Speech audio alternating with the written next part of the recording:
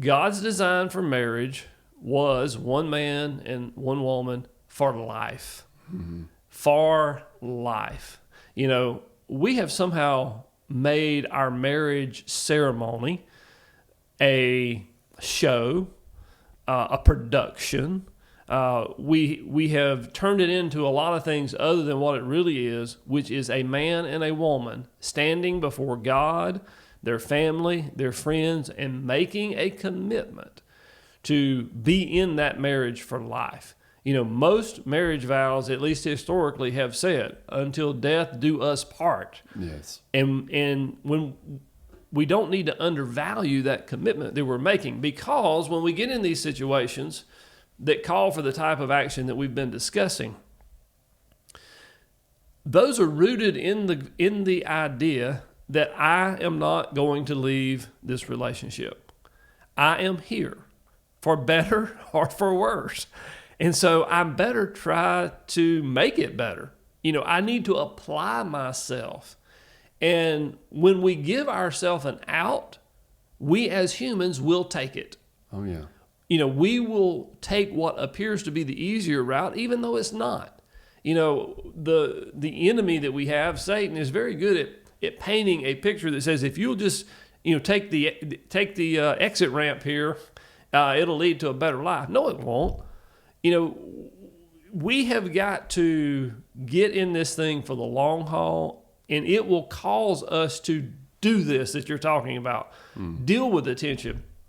If we're not in it for the long haul, then we're not going to embrace that tension. Right. You know, I think that's part of the reason why cohabitation is absolutely against God's design. And I think it's a dearth on our society and even in the church. But, you know, one thing I will say that John and I have done, I believe correctly, we agreed right from the onset of our marriage, there was a word that would never be used. It doesn't matter how dark the argument got, how deep it went, how foul it was, divorce was never a word that was allowed to be used in our house. You know, we never said, if you don't stop doing this, I'm going to file for divorce.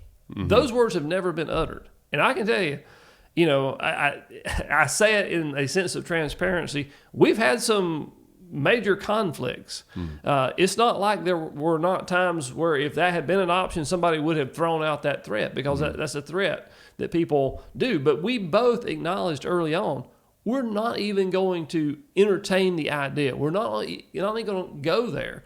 And what that means is I've got to make the best of this.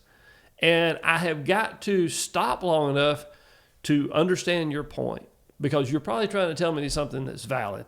And you need to do the same, because I probably have got a point that's valid. But when we don't understand that we have bound ourselves together, this goes back to the one flesh. Separating would essentially be cutting a person in half. You know, we are literally, I say literally, we're not literally one flesh. You know, we don't become Siamese twins, but in effect, that is what has happened. We have melded together into one person. The psychological, emotional implications of splitting that go way deeper, I think, than any of us want to acknowledge. And so we just don't need to go there. That's it. We don't need to go there. Right. Well, we're talking about divorce now. The Lord hates divorce. For the man who does not love his wife but divorces her, says the Lord, the God of Israel, covers his garment with violence, says the Lord of hosts. So guard yourselves in your spirit and do not be faithless. That's Micah 2:16. In the New Testament now, I say to you that everyone who divorces his wife, except on the ground of sexual immorality, makes her commit adultery. And whoever marries a divorced woman commits adultery. That's reiterated in Matthew 19, as well as in 5. 1 Corinthians, to the married I give this charge, not I, but the Lord. This is Paul speaking. The wife should not separate from her husband, and the husband should not divorce his wife. if you take seriously the fact that a man and a woman are one flesh, then you do recognize divorce being analogous to the severing of a limb. Now, look, sometimes limbs have to be severed. Sometimes you have to have an amputation. But any physician that is worth his salt will not do that until it is the absolute only option.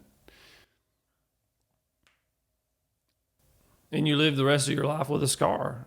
Of course, you're never the same. Oh, and people go around having sexual unions with as many people as they can find, and we are surprised at how broken they are. Mm-hmm. They have given pieces of themselves to so many different people. It was not meant to be that way. No. But like I say, just like amputation, sometimes it's necessary. And the Lord has given us some guidance on that. Divorce is permissible in the case of adultery, for example. That is made explicit. Here's what I'll say, though. We humans, we're so faithless that as soon as a door is opened, we'll walk through it as quickly as we can. In spite of our faithlessness to God,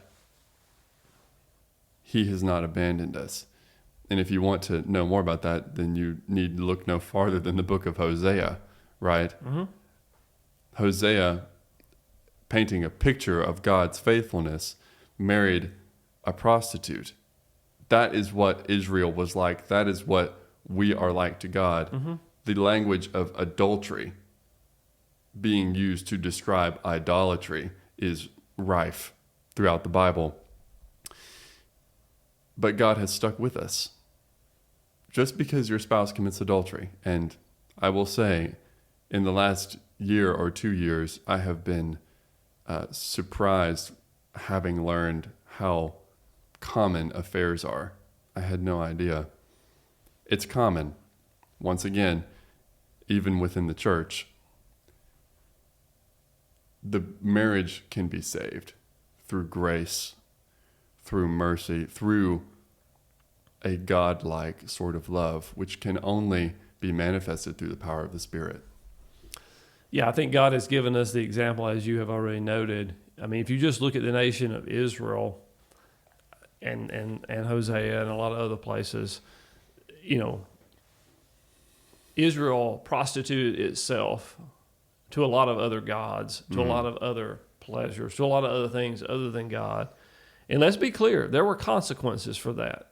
There are outcomes that come from that. But God did not desert Israel. He did not throw them away. He did not give up on them, which is, again, another picture of how we should treat our spouses. We should not give up on them. Has there been a provision made? Yes. That doesn't mean that we have to take it if we get into that situation. You know, let me say this. You mentioned earlier, 50% of marriages end in divorce inside the church and outside the church.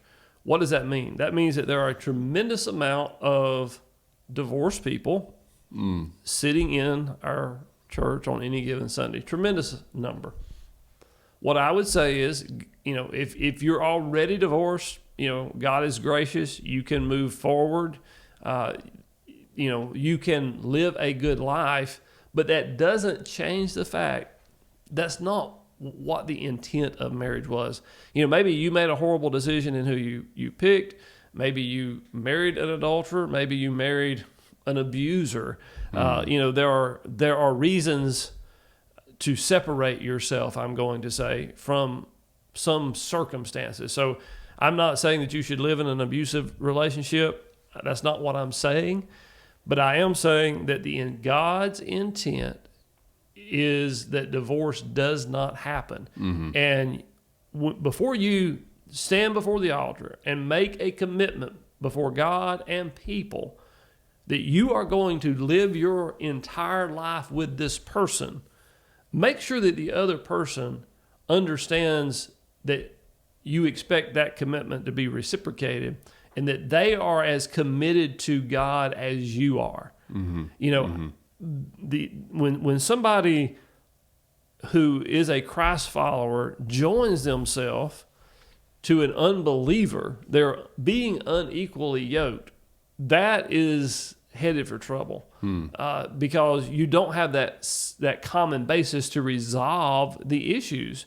You know, you got one person that's not embracing anything of what we're talking about, while the other person is trying to embrace it. It's not going to work. And so we need to find spouses that are, first of all, committed to be Christ followers. You know, I've always said you could take two Christ followers that, didn't, quote unquote, love each other or didn't really have a tendency to be married, but you could put them together in marriage and they could make it work because they would love one another in a Christ-like way, and it could work. And you know, if you look at the statistics, people are still getting married, and even the cohabitators who are living together outside of marriage, the vast majority of them will say that they are doing it because they love the other person.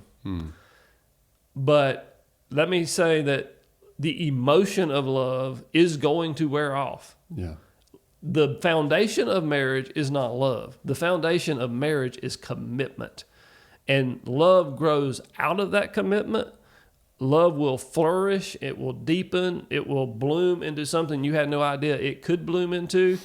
But do not expect that this emotional feeling of love is going to carry you through a lifetime of marriage. It will not. Right. Yes, and for those who are divorced, for those who are unequally yoked in marriage, I would refer you to 1 Corinthians 7. There are some great teachings, guidelines for how Christians ought to handle those kinds of situations. We won't read it all here, but that is the place for you to look. And if you want to align yourself with God's design, then that is what you need to do. You need to act faithfully to that. Divorce, I will say that not all divorces are sinful, but I will say that there has never been a divorce where someone has not sinned that has caused that divorce to become necessary, and a lot of divorces are not necessary.